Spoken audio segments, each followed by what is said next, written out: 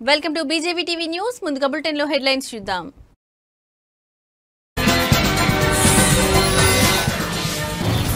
పరకామణిలో 100 కోట్ల చోరీ, TTD board సభ్యులు సంచలన వ్యాఖ్యలు.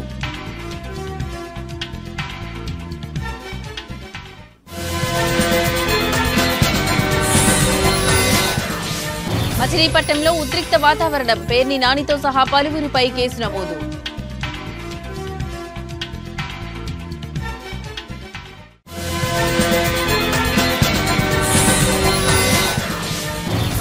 అల్వాల్లోని లయోలా అకాడమీలో మిల్లెట్ ఫెస్టివల్, పాల్గొన్న మంత్రి సీతక్క.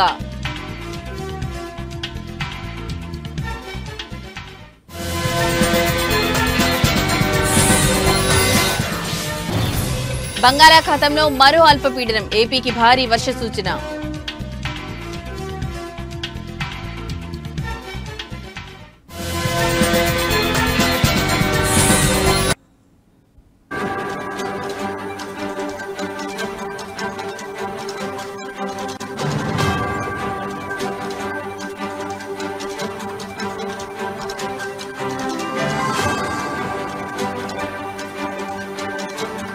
ఇక బ్రేకింగ్ న్యూస్ చూస్తున్నాం. తిరుమలలోని పరకామణిలో దొంగతనం చేస్తున్న రవికుమార్ కు సంబంధించిన వీడియోలను విడుదల చేశారు. ఈ సందర్భంగా టీటీడీ బోర్డు సభ్యులు భానుప్రకాష్ రెడ్డి సంచలన వ్యాఖ్యలు చేశారు. కొన్నేళ్లుగా చోరీ చేసిన డబ్బుతో కోట్ల రూపాయలు రియల్ ఎస్టేట్ లో పెట్టారు. ఓ దొంగ నుంచి మిగిలిన దొంగలు అందరూ స్వామివారి సొమ్మును దోచుకున్నారు. గత వైసీపీ ప్రభుత్వ హయాంలో తిరుమల స్వామివారి పరకామణిలో 100 కోట్ల దొంగతనం చేశారని ఆరోపించారు. టీటీడీ చరిత్రలో అత్యంత భారీ దొంగతనం గత ప్రభుత్వంలో జరిగిందన్నారు. స్వామివారికి భక్తులు ఎంతో భక్తితో కానుకలు హుండీలో వేస్తే వాటిని దోచుకున్నారు. 100 కోట్ల పైగా పరకామణిలో దొంగతనం చేశారు. ఈ కేసును హైకోర్టు సిఐడికి అప్పగించింది. వచ్చే నెల రోజుల్లో సీల్డ్ కవర్ లో విచారణ జరిపి నివేదిక ఇవ్వాలని ఆదేశించింది. దానికి సంబంధించిన బోర్డు నిర్ణయాలను, ఇతర డాక్యుమెంట్లను అన్నింటినీ సీజ్ చేయాలని ఆదేశించిందని భానుప్రకాష్ రెడ్డి పేర్కొన్నారు. అసలు లోక్ అదాలత్లో కాంప్రమైజ్ అయ్యే కేసే కాదు ఇది. లోక్ అదాలత్లో కాంప్రమైజ్ అయ్యే కేసే కాదు ఇది. వెంకటేశ్వర స్వామి ఖజానాన్ని కొల్లగొట్టినటువంటి దొంగని ఏ విధంగా మీరు కాపాడారు? ఇందులో ఆ రోజు అధికారంలో ఉన్నటువంటి వైసీపీ నాయకులకి కొందరికి దీంట్లో వాటాలు వెళ్ళాయని చెప్పి మాకు ఫిర్యాదులు ఉన్నాయి. ఆ రోజు ఇక్కడ పనిచేసే అధికారులు, ఉన్నతాధికారులు కూడా దీంట్లో వాటాలు వెళ్ళాయని చెప్పి మాకు ఫిర్యాదులు ఉన్నాయి. కాబట్టి దీని మీద నిగ్గు తేల్చాలని చెప్పి నేను రాష్ట్ర DGP, director general of police వారికి ఒక మెమరాండం ఇవ్వడం జరిగింది. రవికుమార్ని అక్కడ ఉన్నటువంటి అనుమానం వస్తే తనిఖీ చేస్తారు మిత్రులారా.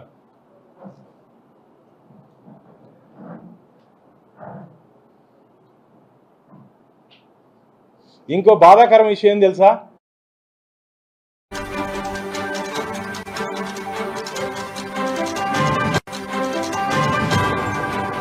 అప్పట్లో కేసును లోక్ అదాలత్ ద్వారా రాజీకి వెళ్లారు అని టీటీడీ సభ్యులు భానుప్రకాష్ రెడ్డి తెలిపారు. ఈ కేసులో చాలా మంది వైసీపీ ప్రముఖుల నుంచి ఉన్నతాధికారుల వరకు అందరూ భాగస్వాములుగా ఉన్నారు. త్వరలోనే వారందరి పేర్లు బయటకు వస్తాయన్నారు.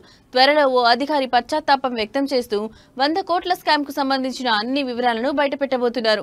స్వామివారి సొత్తును కీలకమైన ఓ పోలీస్ అధికారి దోచుకోవడమే లక్ష్యంగా పనిచేశారని ఆరోపించారు. వైసీపీ నాయకులందరికీ ఇందులో వాటాలు వెళ్లాయి. అప్పటి అధికారులు ఈ సొమ్మును పంచుకున్నారు. ఈ కుంభకోణం జరిగినప్పుడు చైర్మన్ గా ఉన్నది భూమన కరుణాకర్ రెడ్డి. ఇప్పుడు భూమన దీనికి సమాధానం చెప్పాలని డిమాండ్ చేశారు. ఇక దోచుకున్న సొమ్ములో కొంత తాడేపల్లి ప్యాలెస్ కు చేర్చారు. ఈ ఘటన తర్వాత అన్ని రకాల సాక్ష్యాలను తొలగించి ధ్వంసం చేశారని భానుప్రకాష్ రెడ్డి ఆరోపించారు.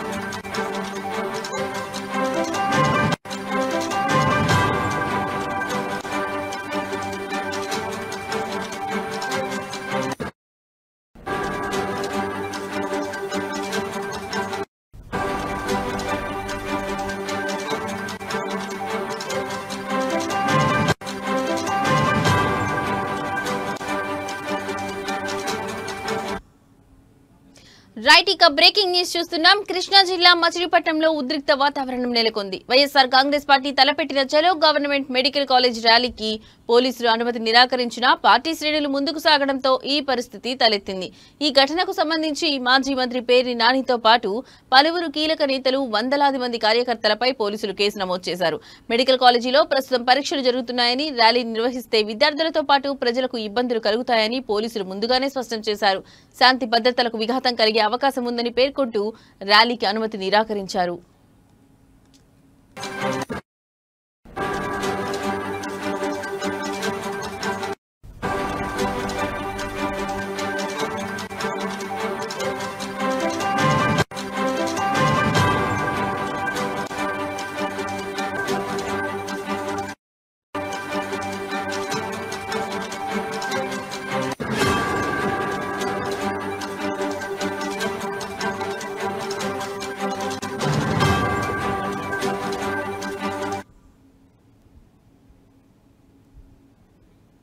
అయినప్పటికీ పోలీసుల ఆదేశాలను పక్కన పెట్టి మాజీ మంత్రి పేర్ని నాని నేతృత్వంలో వైకాపా నాయకులు, కార్యకర్తలు భారీ ర్యాలీ నిర్వహించారు.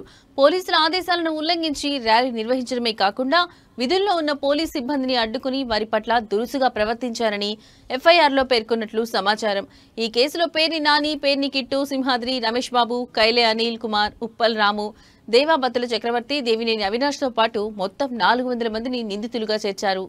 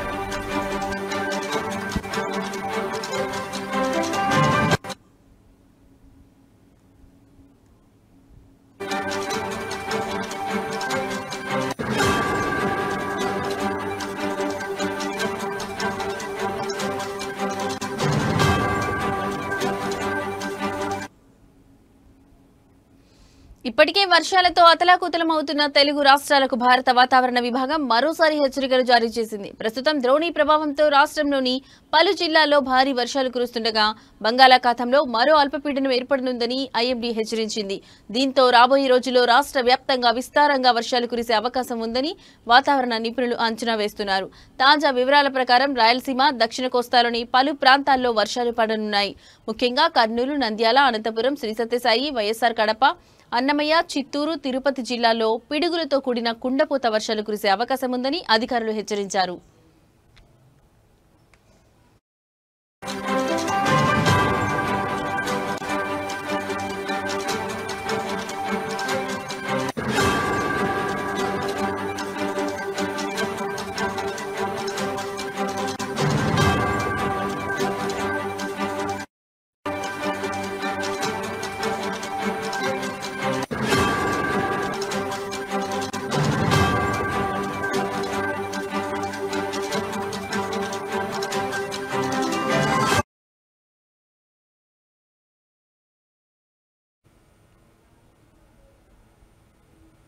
మరోవైపు తూర్పు మధ్య ఈశాన్య బంగాళాఖాతంలో సెప్టెంబర్ 25న అల్పపీడనం ఏర్పడేందుకు అనుకూల పరిస్థితులు ఉన్నాయని ఐఎండీ తెలిపింది. ఇది క్రమంగా బలపడి 27వ తేదీ నాటికి వాయుగుండంగా మారే అవకాశం ఉందని వాతావరణ నిపుణులు అంచనా వేస్తున్నారు. దీంతో సెప్టెంబర్ 23 నుంచి అక్టోబర్ 2 వరకు ఉత్తర కోస్తా జిల్లాలో మేడ్చల్ జిల్లా అల్వాల్లోని లోయలా అకాడమీలో ఏర్పాటు చేసిన మిల్లెట్ ఫెస్టివల్లో రాష్ట్ర మంత్రి సీతక్క మరియు మల్కాజ్గిరి ఎమ్మెల్యే మర్రి ఈ ఫెస్టివల్ ను ప్రారంభించిన అనంతరం వారు విద్యార్థులు ఏర్పాటు చేసిన చిరుధాన్యాల వంటకాల స్టాళ్లను సందర్శించారు.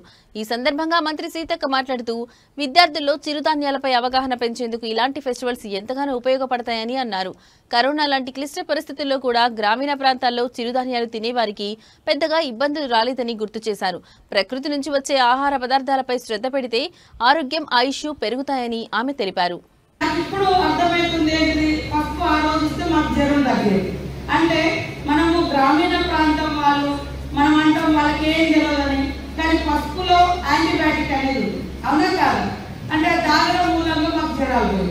అదేవిధంగా మార్కెట్తో సౌకర్యం లేదు, మార్కెట్తో అనుసంధానం లేదు మనకు ఆ రోజులలో. సేమ్ టైంలో రోడ్ వ్యవస్థ ఉండదు, ఏముండదు. సో బయట సొసైటీతో మాకు రిలేషన్స్ తక్కువ. కాబట్టి సొంత జ్ఞానంతో సొంత వైద్యం కూడా అలాంటి వాటిని కూడా ఏర్లు లేదా రకరకాల నీళ్లు వాటితో కూడా సమాజం బతికింది. అట్లా ఇవాళ మీరు చూస్తే నేను కరోనా టైంలో మీ అందరికి ఎక్కువ పరిచయం కరోనాలో బాగా. రావణాసురుడి బొమ్మ దహనం దళితుల మనోభావాలను దెబ్బతీస్తుందని పేర్కొంటూ ఈ కార్యక్రమాన్ని అడ్డుకుంటామని బెల్లంపల్లిలో ఈ రోజు పట్టణంలోని ఎస్సీ కమ్యూనిటీ హాల్లో జరిగిన సమావేశంలో పలు దళిత సంఘాల నాయకులు ఈ మేరకు తమ అభిప్రాయాలను వెల్లడించారు. సమావేశంలో పాల్గొన్న అన్ని దళిత కుల సంఘాల సభ్యులు రావణాసురుడి విగ్రహాన్ని కాల్చడాన్ని తీవ్రంగా వ్యతిరేకించారు. దళితుల మనోభావాలను దెబ్బతీసే విధంగా ఈ కార్యక్రమం ఉందని వారు ఆందోళన వ్యక్తం చేశారు. బొమ్మలు కాల్చి ఆనందం పొందే విష సంస్కృతిని విడనాడాలని వారు పిలుపునిచ్చారు. ఇంకా కొంచెం ముందు పోయినట్టయితే ఖచ్చితంగా ఆపుతాం. ఎందుకు చెప్తున్నామంటే 2016లో కూడా ఇక్కడే స్టేట్మెంట్ ఇచ్చి ఆపినాం. 16 నుంచి 20 వరకు కూడా మనం ఆపిన చరిత్ర ఇవాళ దళిత సంఘాలకు ఉందని చెప్పేసి గొప్పగా తెలియజేస్తా ఉన్నాం. అలాగే మన ఐక్యతే మన బలం అని చెప్పేసి ఇవాళ మనం అందరం కూడా కలిసికట్టుగా పోయినట్టయితే ఇవాళ రావణ దహనం కావచ్చు, రేపు దళితులపైన జరిగే దాడులను కూడా ఇవాళ మనం ముక్త ఖండంతో ఇవాళ వాటిని అన్ని కూడా నిర్మూలించవచ్చు అని చెప్పేసి తెలియజేస్తూ, అలాగే అన్నగారు చెప్పినట్టు దళిత సంఘాల ఆధ్వర్యంలో రావణ దహనాన్ని ఖచ్చితంగా ఆపే తీరుతాం. దీనికి ఎన్ని కుట్రలు ఎన్ని శక్తులు ఎదురైనా ఖచ్చితంగా రావణ దహనం ఆపాల్సిందే. ఇలా దళిత సంఘాలను మేము ఇదే వేదిక ద్వారా మేము పిలుపునిస్తున్నాం. ఖచ్చితంగా నంద్యాలలో డాక్యుమెంట్ రైటర్ల నిరసన 3వ రోజుకు చేరుకుంది. ప్రభుత్వం ఇటీవల అమలు చేసిన 2.0 విధానం మరియు ఓటీపీ విధానంను వెంటనే రద్దు చేయాలని డిమాండ్ చేస్తూ చేశారు. ఈ సందర్భంగా డాక్యుమెంట్ రైటర్ల జిల్లా అధ్యక్షుడు ఫరూక్ మాట్లాడుతూ ఓటీపీ విధానం వల్ల ప్రజలు మరియు డాక్యుమెంట్ రైటర్లు తీవ్ర ఇబ్బందులు ఎదుర్కొంటున్నారని తెలిపారు. సాంకేతిక సమస్యల కారణంగా రిజిస్ట్రేషన్ ప్రక్రియ ఆలస్యమవుతుందని, ఇది వినియోగదారు ప్రభుత్వం తమ డిమాండ్లను పట్టించుకోకపోతే నిరసనలను మరింత తీవ్ర స్థాయికి తీసుకుపోతామని ఆయన హెచ్చరించారు. దస్తావేజ్ లేఖర్ల సంఘం యొక్క ప్రెసిడెంట్ని రాష్ట్ర ప్రభుత్వం రిజిస్ట్రేషన్ ప్రక్రియలో చేపడుతున్నటువంటి 2.0 విధానంలో ప్రస్తుతం కొత్తగా ఓటీపీ విధానాన్ని పెట్టడం జరిగింది. ఈ ఓటీపీ విధానం వల్ల ప్రజలు అనేక సమస్యలకు ఇబ్బందులకు గురవుతున్నారు.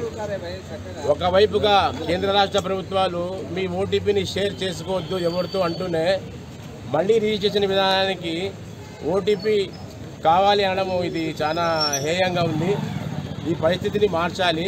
ఎందుకంటే ఓటీపీ అనేది సామాన్య ప్రజలకు అర్థం కాదు. ఉదాహరణకు సామాన్య ప్రజలకు అసలు కొందరికి మొబైల్ కూడా ఉండదు. అలాంటప్పుడు ఓటీపీ విధానం పెట్టినప్పుడు అతను ప్రత్యేకంగా మొబైల్ కొని దానికి సిమ్ తీసుకొని దాన్ని మొబైల్తో లింకప్ చేసి ఇవన్నీ చేయాల్సిన అవసరం ఉంటుంది. దానికి తోడు చాలామంది ఓటీపీ చెప్పడానికి భయపడుతున్నారు. బాగా చదువుకున్నవారు సైతం. ఉదాహరణకు ఏదైనా రిజిస్ట్రేషన్ కోసము అమ్మిన వాళ్ళు కొన్న వాళ్లకు సంబంధించిన పీడీఈ అంటే పబ్లిక్ డాటా ఎంట్రీ తయారు చేసేటప్పుడు ఒక వ్యక్తి అమ్మిన వ్యక్తి కానీ కొన్న వ్యక్తి కానీ ఆ చోట ఉండకపోవచ్చు. అప్పుడు అతనికి ఫోన్ చేసి నీకు ఓటీపీ వస్తుందన్నా, నీది స్లాట్ బుక్ చేస్తున్నాము, నువ్వు ఓటీపీ చెప్పమంటే ఏం ఓటీపీ చెప్తావా బాబు, ఓటీపీ చెప్పొద్దుంటున్నా, మళ్ళీ ఓటీపీ అంటే చెప్తావు, మా భార్య ఒప్పుకోవడం లేదు, మా భార్య చెప్పడం లేదని చెప్పి చాలా ఉదాహరణలు జరిగినట్టున్నాయి. అది కాక ఈ ఓటీపీ విధానం మెదక్ జిల్లాలోని సంక్షేమ ఆశ్రమ పాఠశాలలు, వసతి గృహాలు, రెసిడెన్షియల్ పాఠశాలల్లో మౌలిక సదుపాయాలను మెరుగుపరచడానికి పటిష్టమైన చర్యలు తీసుకుంటున్నట్లు జిల్లా కలెక్టర్ రాహుల్ కలెక్టర్ చేగుంట మండలంలోని ఎస్వీబీసీ సంక్షేమ వసతి గృహాలను తనిఖీ చేశారు. విద్యార్థులకు కల్పించిన సౌకర్యాలు, విద్యా సామర్థ్యాలు అందిస్తున్న మెను, నాణ్యత వంటి అంశాలను ఆయన క్షుణ్ణంగా పరిశీలించారు. ఈ సందర్భంగా కలెక్టర్ మాట్లాడుతూ ఇంజనీరింగ్ అధికారులు రూపొందించిన నివేదికల ఆధారంగానే మరమ్మతులు, ఇతర సౌకర్యాలను మెరుగుపరచడానికి చర్యలు తీసుకుంటున్నామని చెప్పారు. అన్ని సంక్షేమ వసతి గృహాల వార్డెన్లు, ఆశ్రమ పాఠశాలల ప్రిన్సిపల్లు మరియు గురుకులాల ఆర్సీఓలతో త్వరలో ఒక సమావేశం నిర్వహిస్తామని, ఆ సమావేశంలో సంపూర్ణ నివేదికను తయారు చేసి ప్రభుత్వానికి సమర్పిస్తామని కలెక్టర్ వివరించారు.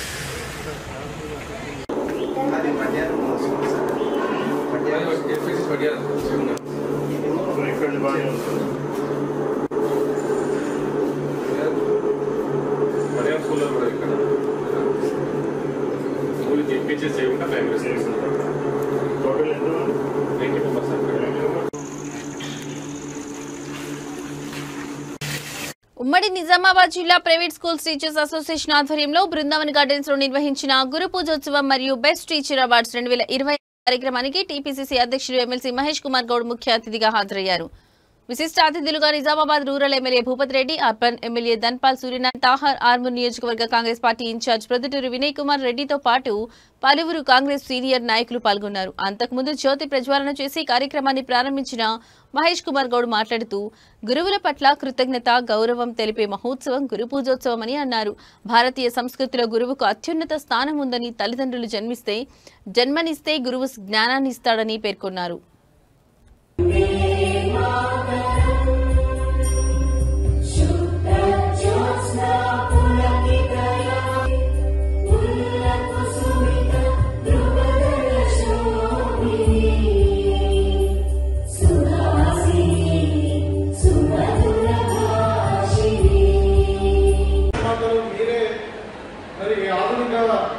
భావి భారత పౌరులను తయారు చేసినటువంటి బాధ్యత కూడా మీ మీదే ఉంది. కాబట్టి ఇప్పుడు చాలా రకాలైన దానాలు ఉంటాయి.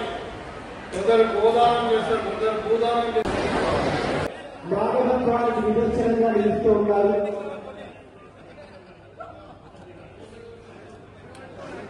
గొప్ప కార్యక్రమాన్ని గురువుల్ని గుర్తు చేసుకుంటూ జరిపే మహోత్సవం గురు పూజోత్సవం.